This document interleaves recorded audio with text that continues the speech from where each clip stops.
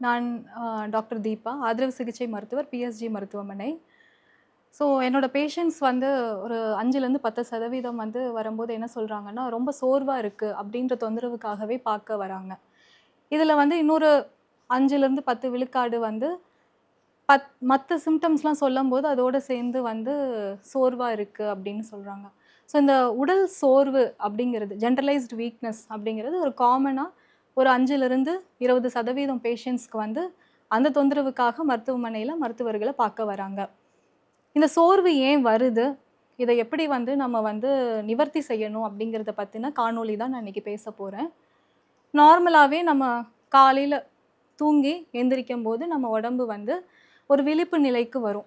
அப்படி வரும்போது நம்ம சாப்பிட ஆரம்பிப்போம். நம்மளோட நுரையீரல் நல்லா ஆக்ஸிஜன், பிராணவாயு நம்மளுக்கு எடுத்து குடுக்கும். நம்மளோட மூளையில வந்து ஹைப்போதாலமஸ் பிட்யூட்டரி சுரப்பியும், தைராய்டு அட்ரினல் சுரப்பியும் நல்லா சீரா இயங்கும்போது, நம்ம சாப்பிட்ட சாப்பாட்டிலிருந்து எனர்ஜி வந்து நம்ம இருதய துடிப்பு மூலியமா, ரத்தத்து மூலியமா எல்லா உறுப்புகளுக்கும் போய் சேர்ந்து, நம்ம உத்வேகத்தோட சுறுசுறுப்பா நம்ம வேலைகள செய்ய முடியும். நார்மல் ஆக்சிஸ் பாதிக்கப்படும்போது, பல காரணங்கள் இது இருக்கு. நோய்வாய்ப்படும்போதோ, இல்ல வந்து இன்ஃபெக்ஷன் ஏதாவது வரும்போது, இல்ல மெட்டபாலிக் சிண்ட்ரோம்ஸ், டயபெட்டிஸ், சாப்பிடுறது கம்மியா இருக்கும், சாப்பிட முடியாம இருக்கும். இந்த மாரி காரணங்களால என்ன ஆகும்னா, நம்மளுக்கு இந்த உடல் சோர்வு வந்து வர ஆரம்பிக்கும். உடல் சோர்வு வந்தா எப்படி இருக்கும் அப்படின்னா, ஃபர்ஸ்ட்டு வந்து நம்மளுக்கு மார்னிங் எந்திரிச்சோனே வந்து சுறுசுறுப்பா நம்ம வேலைகள செஞ்சுக்கணும் அப்படிங்கிற வந்து ஒரு உத்வேகம் இருக்காது. நம்ம உடம்ப நம்மளே தூக்கி கஷ்டப்பட்டு நடக்கிற மாதிரியான ஒரு சூழ்நிலை நம்மளுக்கு உணருவோம். அதுக்கப்புறம் நம்ம இன்னைக்கு காலையில எந்திரிச்சோனே இந்தந்த வேலைகள்லாம் செய்யணும் அப்படின்னு நம்ம திட்டமிட்டதெல்லாம் திட்டமிட்டபடி செய்ய முடியாது.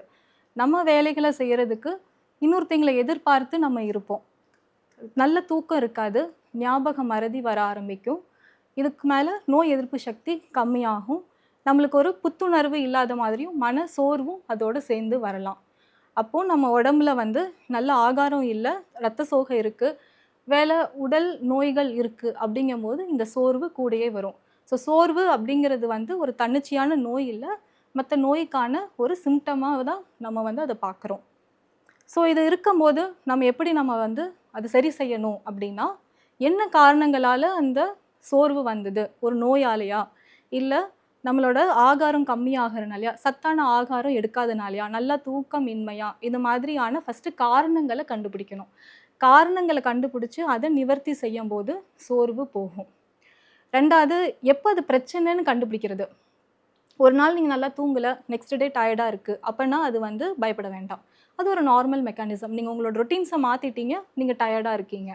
இல்ல ஒரு ஃபங்ஷன் முடிஞ்சிருக்கும், டயர்டா இருப்பீங்க. இதெல்லாம் வந்து நீங்க கொஞ்சம் ரெஸ்ட் எடுத்தீங்கன்னா, நல்லா சாப்பிட்டீங்கன்னா சரியாயிடும். பட் பெத்தலாஜிக்கலா ரொம்ப நாளாவே நீங்க சோர்வா இருக்கீங்க.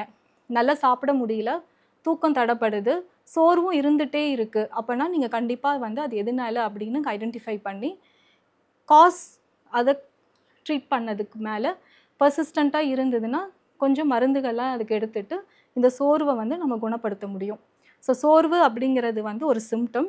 அத நம்ம லைட்டா எடுத்துக்காம, கொஞ்ச நாளா இருக்கும்போது அது என்னன்னு மருத்துவர்கள வந்து அணுகி, அதுக்கான காரணம் கண்டுபிடிச்சு நிவர்த்தி செஞ்சுக்கணும் அப்படிங்கிறது என்னோட தாழ்மையான கருத்து. நன்றி.